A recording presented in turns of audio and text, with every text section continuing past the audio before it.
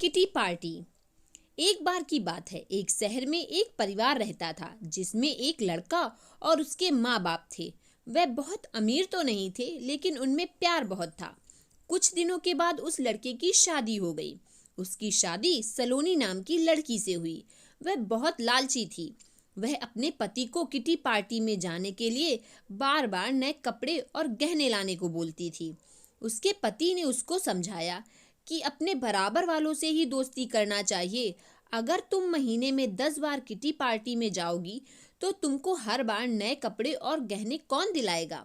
लेकिन वह अपने पति से ही झगड़ा करना शुरू कर देती थी और बोलती थी कि अगर मैं नए कपड़े गहने पहनकर नहीं जाऊंगी तो मेरी सहेलियां मेरा मजाक उड़ाएंगी।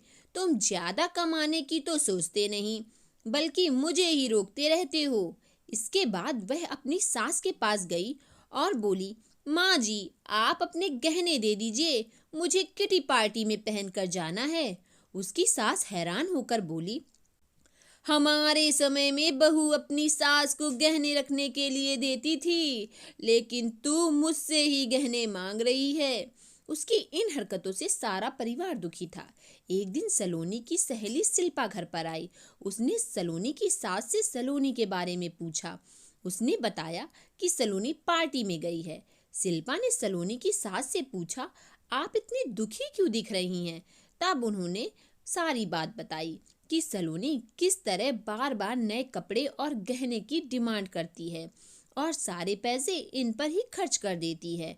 वह शिल्पा से पूछती है कि ज़्यादा जरूरी क्या है, रोटी या ये दिखावा। शिल्पा ने कहा कि जरूरी तो रोटी ही है, लेकिन सलोनी को यह बात समझानी होगी।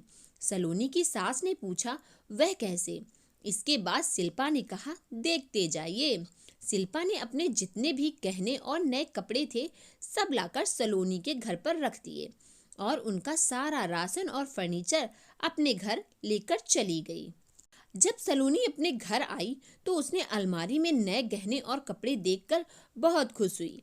इसके बाद वह अपनी सास से बोली, यह किसके हैं?